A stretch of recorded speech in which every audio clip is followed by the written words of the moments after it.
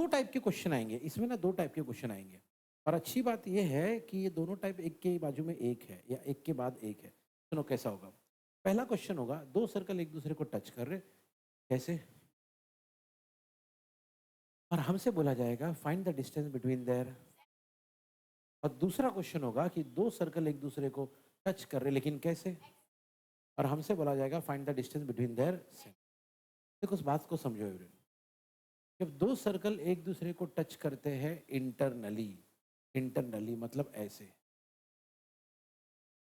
एक का रेडियस मान लो r1 है, दूसरे का छोटे का रेडियस मान लो, और आपको बोला जाएगा दोनों के बीच, दोनों के सेंटर के बीच का डिस्टेंस फाइंड।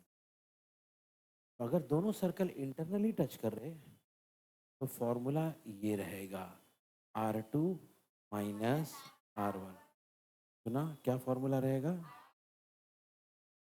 अब अगर दोनों सर्कल ने एक दूसरे को टच किया इंटरनली, लेकिन अगर दोनों सर्कल एक दूसरे को टच करेंगे एक्सटर्नली, कैसे टच करेंगे? मतलब ऐसे। तो ये हो गया आपका R1, ये हो गया आपका R2, तो दोनों के बीच का डिस्टेंस कितना होगा भैया? R1 plus R। यही बात याद रखना है कि भाई अगर इंटरनली टच किया और डिस्टेंस पूछा जाएगा R1 minus R2, R2 minus R1 जो भी है। लेकिन अगर एक्सटर्नली टच कर रहे हैं और डिस्टेंस पूछा गया तो प्लस। और कॉमन सेंस वाली बात है इसमें, कोई बहुत बड़ा रॉकेट साइंस नहीं है, कॉमन सेंस वाली बात है, ये देख के समझ में आता है। इधर देखो जरा, दो सर्कल है, ये डिस्टेंस है 4 सेंटीमीटर, ये डिस्टेंस है 2.8। आपसे किसी ने पूछा ओ से लेके पी तक का डिस्टेंस कितना है, आप दोनों को क्या करोगे? प्लस। मुझे आंसर नहीं चाहिए सर 6.8 आएगा, नहीं चाहिए। कंसेप्ट समझाना चाह रहा हूं कि भैया होगा क्या, वो समझाना चाह रहा हूं मैं कि जब दो सर्कल एक दूसरे को टच कर रहे बाहर से एक्सटर्नली, और आपसे ये पूछा जाएगा दोनों के सेंटर्स के बीच में, सेंटर्स के बीच में डिस्टेंस कितना है, तो आप प्लस करो। अब एवरीवन थोड़ा नीचे आ जाओ, फिर से दो सर्कल है लेकिन इस बार दोनों सर्कल एक दूसरे को टच कर रहे इंटरनली। अब देखो एवरीवन, ये डिस्टेंस है 4, ये डिस्टेंस है 2.8। किसी ने आपसे पूछा कि भैया ओ से लेके पी तक का डिस्टेंस कितना है, तो आप क्या करोगे? 4 माइनस 2.8, यहां माइनस करो क्योंकि यहां दोनों सर्कल टच कर रहे इंटरनली। तो बस यही याद रखना है एवरीवन, एक्सटर्नली रहा तो प्लस,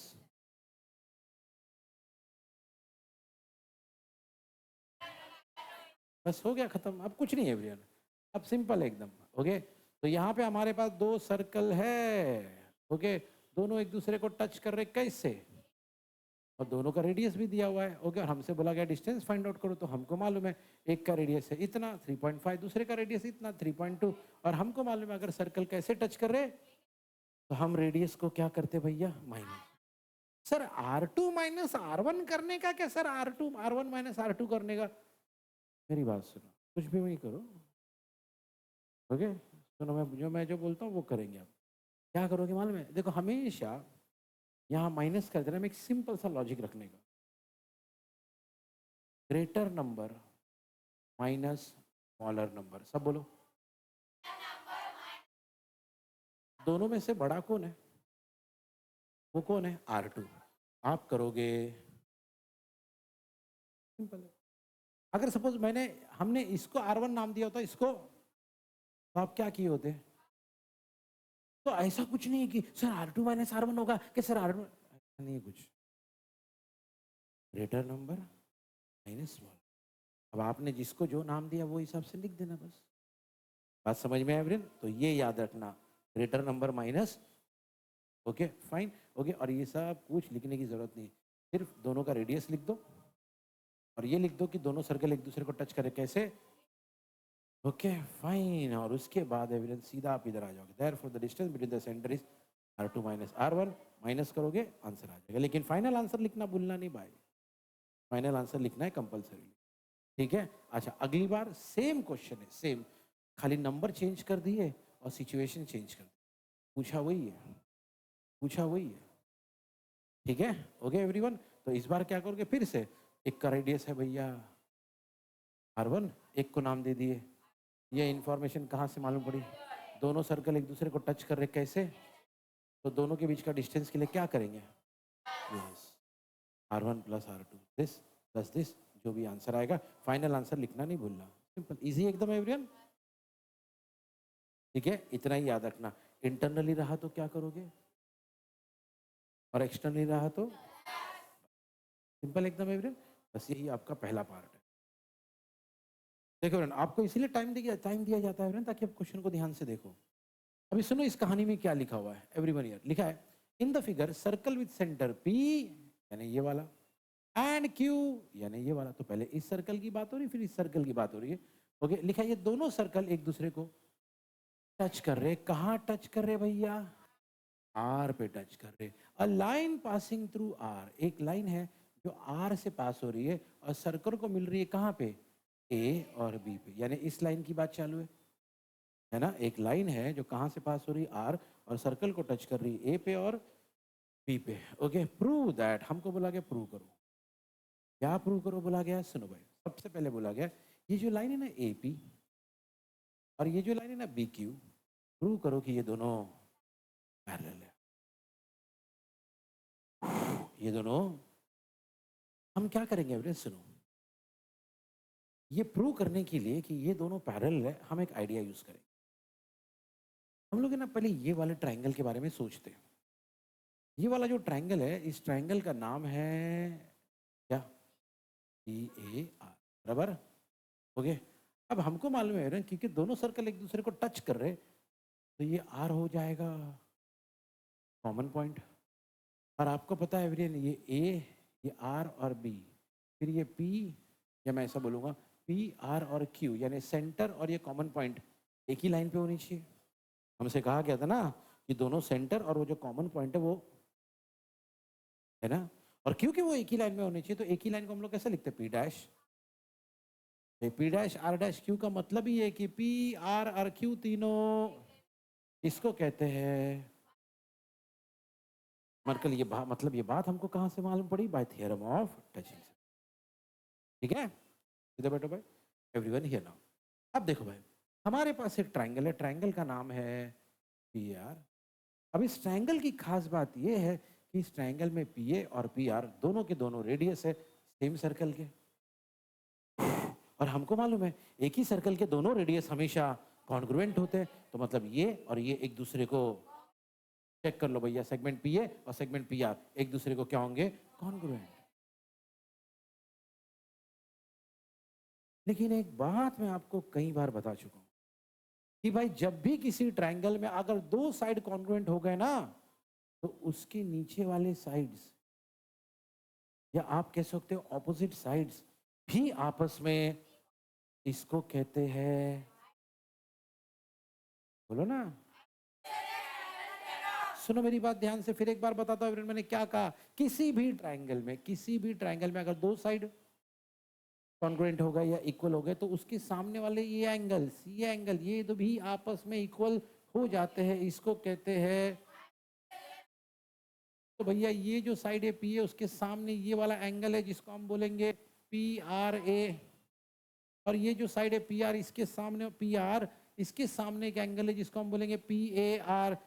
भैया अगर ये दोनों इक्वल है तो ये दोनों एंगल भी, बस एंगल के केस में हम इक्वल नहीं बोलते, कॉन्ग्रुएंट बोलते हैं। ठीक है, और इस थ्योरम को क्या कहा जाता है? चलो भाई दूसरी बात।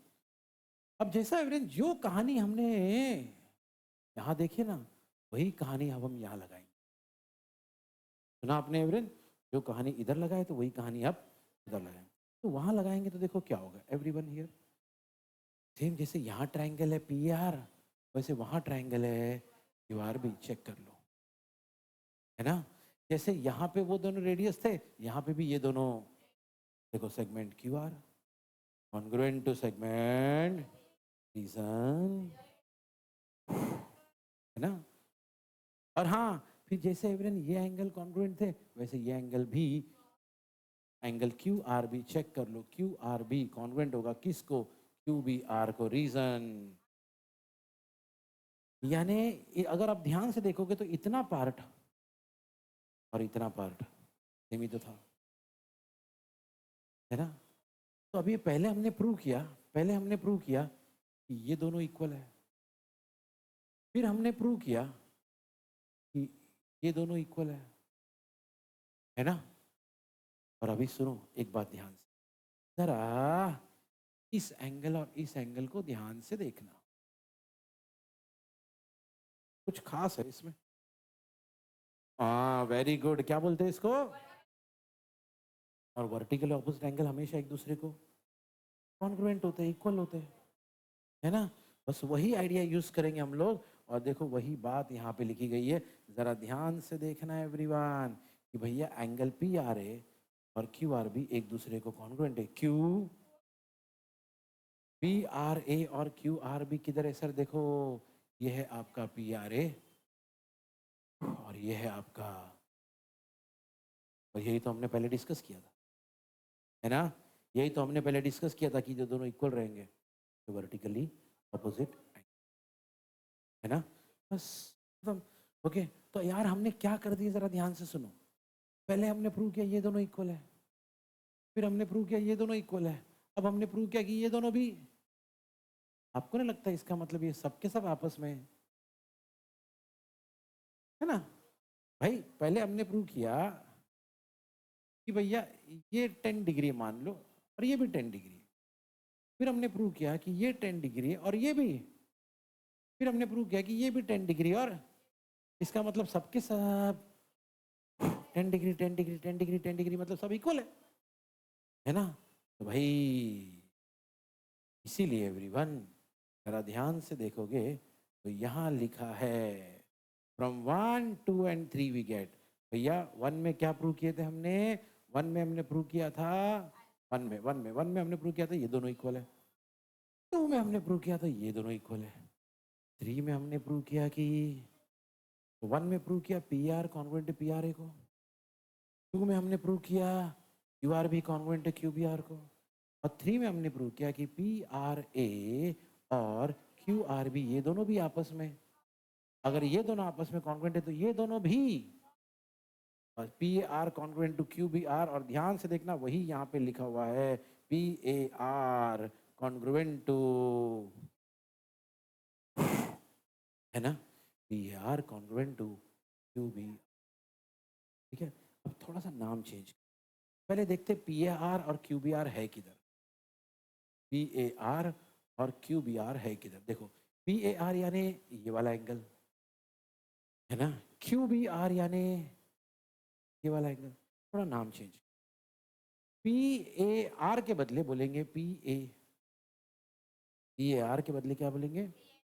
Similarly, similarly Q B R के बदले बोलेंगे क्यू बी ए, मतलब वही एंगल है, खाली हमने नाम चेंज किए, बस ऐसा कर सकते हैं ना एवरीवन? वही तो किया हमने, देखो भैया नाम चेंज किया हमने। ओके, क्या किया हमने? पी ए आर के बदले क्या बोल दिए? पी ए बी, और क्यू बी आर के बदले क्या बोल दिए? क्यू बी ए। ओके, आप यहाँ पे लिख सकते हो इसके बदले same angle with different names. क्या बोलो? है ना कि भाई एंगल वही है, खाली हमने नाम चेंज। खड़े रहे तू, खड़े ही रहे। ओके एवरीवन हियर, अब मेरी बात ध्यान से, ये जो एंगल है पी ए बी और क्यू बी ए, जरा इस पे ध्यान देते हैं। P A B, P A B यानी ये वाला angle, P B, Q B A ये वाला एंगल, क्यू बी ए।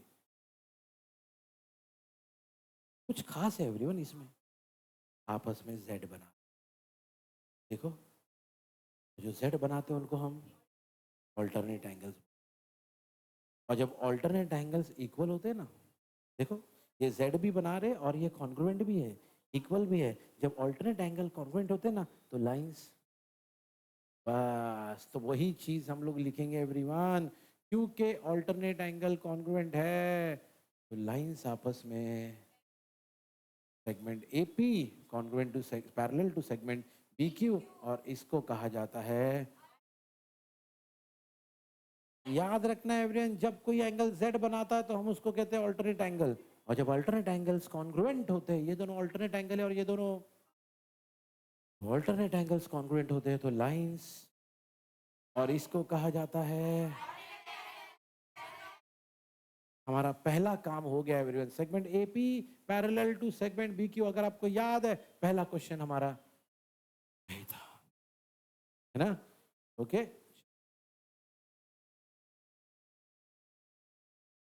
Ready everyone? हाँ, अगला काम क्या है? Triangle A P R similar to triangle. अब याद रखना यहाँ पे दोनों ट्राइंगल को कॉन्ग्रुएंट नहीं प्रूव करना है। क्या प्रूव करना है? और हाँ, और सिमिलैरिटी और कॉन्ग्रुएंट को प्रूव करने के तरीके अलग अलग है, ठीक है? तो पहले ढूंढ लेते दोनों ट्राइंगल है किधर। पहला ट्राइंगल है हमारा ए पी आर, ये वाला ट्राइंगल। चलो, दूसरा ट्राइंगल है हमारा, चलो ढूंढो, आर, ये वाला ट्राइंगल, है ना? हमको प्रूव करना है कि दोनों मिलर है। तो देखो एवरीवन, हमारे पास है ना, देखो यार, अब हमको मालूम पड़ गया है। अब हमारे पास टोटल वो जो 3 इक्वेशन है ना, ओके, इक्वेशन 1, इक्वेशन 2, इक्वेशन 3, उन तीनों से एक बात क्लियर हो गई है कि भाई ये चारों एंगल आपस में, और इन्हीं दोनों ट्राइंगल को तो हमको, है ना, तो पहले यार इसका एक लेंगे, इसका एक, ये दोनों एंगल कॉन्ग्रुएंट, फिर इसका ये वाला और इसका ये वाला लेंगे, ये वाला भी दोनों एंगल कॉन्ग्रुएंट, तो दोनों ट्राइंगल हो जाएंगे सिमिलर। कौन से टेस्ट से? वेरी गुड, बस यही आइडिया रखना है एवरीवन, यही आइडिया रखना है। ओके, देख लो भैया, दो ट्राइंगल लिए ए पी आर और बी क्यू आर। पहला लिए P R congruent to B A R congruent to Q B R, ये देखो जो मैंने हमने डिस्कस किया था, पी ए आर और दूसरा क्यू बी आर, है ना? और ये बात हमको कहाँ से मालूम पड़ी भैया? वही 1, 2 और 3 में लिखा हुआ है। ठीक है, ये देखो 1 में लिखा है पी आर, इसको कॉन्ग्रुएंट है, 2 में लिखा है ये, 3 में लिखा है ये। तो इन तीनों से क्या पता चलता है कि सब आपस में। तो इसीलिए हमने यहाँ पे रीजन में देखो क्या लिखा है एवरीवन, फ्रॉम 1 and 3, हम ऐसा भी लिख सकते थे 1, 2 and 3। अगली बार हमने लिखा P R A congruent to Q R B. भाई पी आर ए और क्यू आर बी किधर है? ये देखो, ये आपका है पी आर ए और ये आपका है ना? अच्छा, वैसे तो इन्होंने लिखा है रीजन फ्रॉम 1 and 3 या फ्रॉम 2 and 3, बराबर। इससे इजी रीजन क्या लिख सकते थे? Very good, vertically opposite angle. थोड़ी देर पहले वही तो किए थे हमने, यही इसी दो ट्राइंगल को हमने थोड़ी देर पहले कॉन्ग्रुएंट प्रूव किए थे, पी आर ए और क्यू आर बी को। इसी दो एंगल को चेक करो, पी आर ए और क्यू आर बी इधर लिखा हुआ है, देखो पी आर ए और क्यू आर बी कॉन्ग्रुएंट। क्या रीजन क्या दिए थे? तो वही एंगल दो ना अगली बार भी, काय को बार बार चेंज करके अपने आप को कंफ्यूज करने का। एक बार जो रीजन दिया उसी को दो ना, है ना? और यहाँ पे लिख देने का फ्रॉम 1, 2 and 3। सही है। देखो भाई, जितना सिंपल हो सकता उतना सिंपल करो। अब कौन याद रखेगा सर 1 and 3 लिखने का कि 2 and 3? अरे लिख देना 1, 2 and 3, क्या फर्क पड़ता है? मतलब तो वही है। और यहाँ पे क्यों लिखने का 2 and 3 जब हमको मालूम है वर्टिकली ऑपोजिट एंगल है। एक बार जिस चीज को यूज किया ना उसी को बार बार यूज करो, हर बार कहानी को चेंज मत करो, आप खुद कंफ्यूज हो जाओगे। मैं हमेशा कहता हूँ चीजों को सिंपल रखो, कॉम्प्लिकेट तो हर कोई कर रहा है यार, जो सिंपल रखेगा वही जीतेगा। ठीक है, चलो एवरीवन हियर, अब मेरी बात सुनो। तो भाई इसका मतलब ये है कि ये एंगल को कॉन्ग्रुएंट है ना? और ये एंगल को कॉन्ग्रुएंट, ठीक है? और आपको मालूम है कभी भी अगर ट्राइंगल को सिमिलर प्रूव करना है तो भाई 2 पेयर ऑफ एंगल्स चाहिए, है ना? कम से कम 2 पेयर ऑफ एंगल चाहिए, और हमारे पास 2 पेयर ऑफ एंगल है बाय ए टेस्ट ऑफ ये दोनों ट्राइंगल आपस में similar है। तो ये, चलो ये वाली कहानी भी हो गई। कैसे प्रूव किए फिर एक बार देखो, देखो बहुत इजी था। हमने वही वाले 2 ट्राइंगल लिए ए पी आर और बी। हमको पहले ही मालूम था कि भाई सारे एंगल आपस में कॉन्ग्रुएंट है, तो हमने ये 2 लिए। क्यों ये 2 लिए भैया? डायग्राम देख लो, हमने ये वाला और ये वाला लिया। रीजन क्या देंगे? 1, 2 and 3, ये हो गया एक पेयर ऑफ एंगल। दूसरा हमने ये और ये लिए, रीजन हो गया 2 एंगल है, हो गया काम अपना। तो लिख दिया हमने लिख दिया कि भाई दोनों ट्राइंगल आपस में सिमिलर है बाय। चलो भाई, तीसरी चीज ये है, हमसे बोला गया फाइंड आर क्यू बी। किधर है सर आर क्यू बी? ये if P A R equal to बोले अगर ये 35 है तो बताओ ये कितना है, ये क्वेश्चन। ठीक है, अच्छा मेरी एक बात सुनो, कॉमन सेंस। हमको तो मालूम है ना, ये ये ये और ये मार्क करता हूँ, ये एंगल ये एंगल ये एंगल और इक्वल है। तो मुझे एक बात बताओ, अगर ये 35 है, कितना है, तो ये सब कितने रहेंगे? नॉनसेंस। उसमें से पी ए आर दिया है 35 और क्या पूछा है, आर क्यू भी। बहुत इजी है यार, बहुत इजी हो गया। सोचो कैसे, ये भी 35, ये भी 35, ये भी 35, ये भी 35 और ये हमको फाइंड करने बोला। तो क्या करेंगे, ये वाला ट्रायंगल लेंगे, आर क्यू बी। कौन सा ट्रायंगल?